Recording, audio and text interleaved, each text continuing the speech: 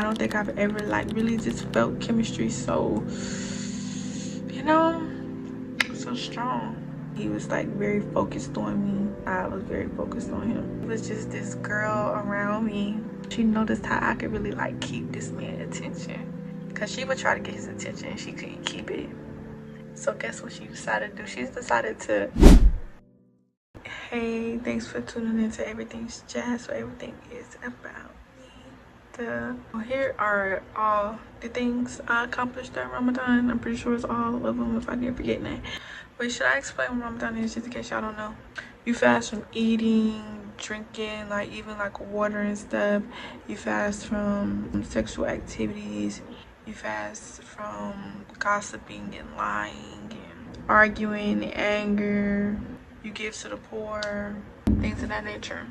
So with the no eat, drinking, and smoking, it really clears your mind. So I ended up winning my first game of chess during Ramadan, which I was really excited about because I had played my chessmate many times. You know, I won my first game. That is still the first game I've ever won. Chess has actually became a standard for me. If you're gonna be my partner or my friend, I feel like you have to at least be willing to learn how to play chess. If you could play chess, then you're just my type of person, period. Another thing I accomplished during Ramadan was I successfully fasted for a few weeks. Now, I did not fast from water. If anything, I need to drink more water, not less. So I did not fast from water, but I fasted from food. I feel accomplished that I was able to do that because, y'all, I'm an eater.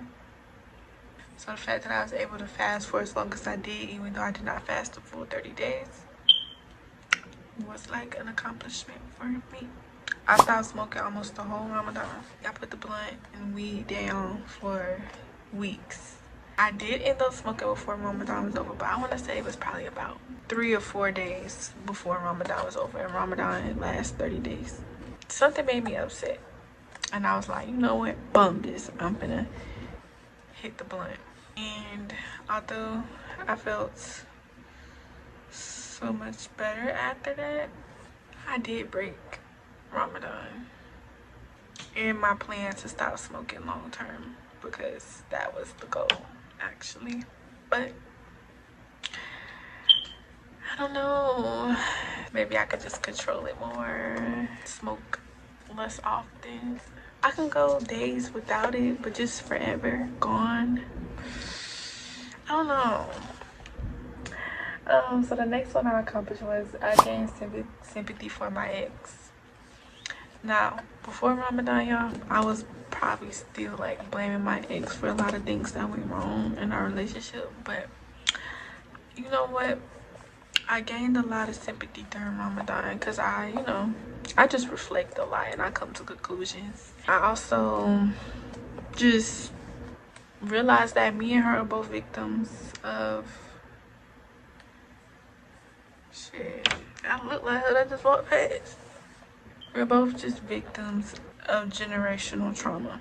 We trauma bonded, me and her. But I gained a lot more sympathy for her because I stopped blaming her and I started like really looking at, like her parents and the way she was raised. I also look at my parents and the way I was raised, and it explains a lot of my behavior and my choices. I've been watching a lot of slave movies during Ramadan, and it improved my trust in myself, y'all. Like, I don't know what really drew me to slave movies, but I was just like in my slave movie bag. Like, I was in my history bag during Ramadan for some odd reason, but it was probably because I've been thinking about generational trauma for a long time. It's been a common topic in my mind. I start off by watching Roots. I remember we watched that before in 9th grade, but it was very refreshing to watch it again because I barely remember. Like, I remembered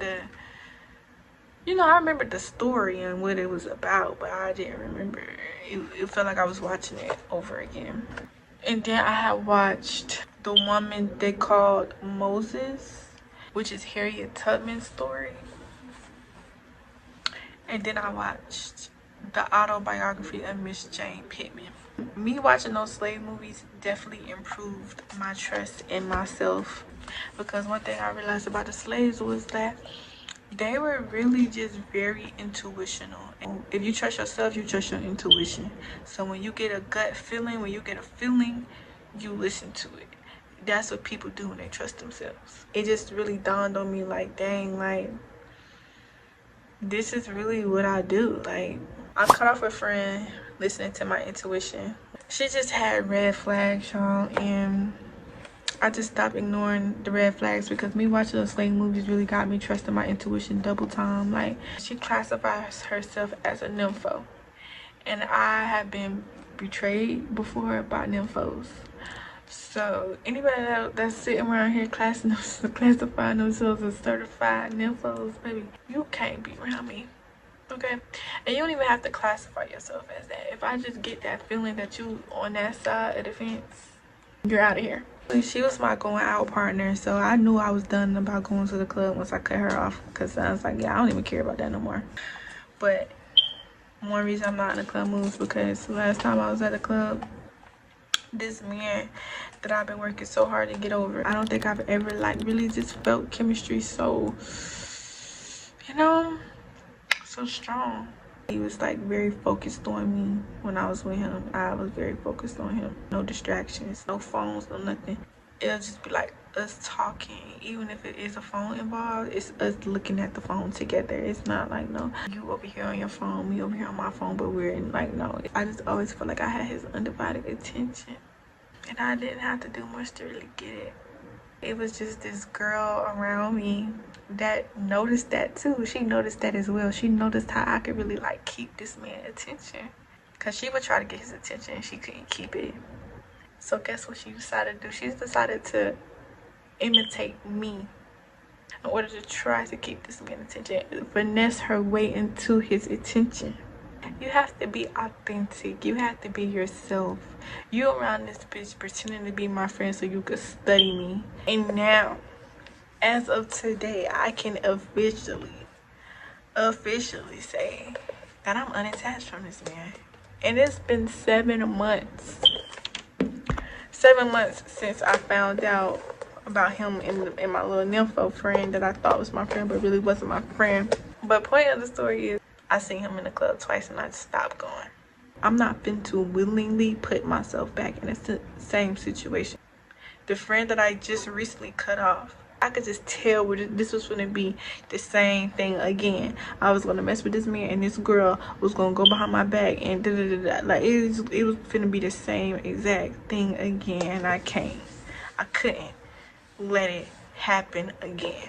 I could have kept, you know, just being casual with this friend just to keep going to the club and having somebody to go to the club with, just so I could see him, because I know that he be in there. But I cut off that friend because she's gonna be the same friend that backstabbed me and be a NYMPHO, because she already said herself she's a NYMPHO. So ain't nothing else me and you need to talk about, because I don't trust NYMPHOs, baby. I don't trust y'all. I don't trust nobody in that category. I'm sorry. I don't trust them. Okay. NYMPHO, yeah, nah. You gotta get away from me. Too thirsty. I don't like all that. I don't like thirsty women around me. You feel me? All that I don't like that. And if you gotta betray your friends because you thirsting over a nigga that bad that's not even yours, it's your friend, nigga. Why? How do you end up even thirsting over your friend's nigga? That means you looking at him too long. You staring. When I be around my friend, man, I don't even look at him. I don't even look at him. It ain't even no time.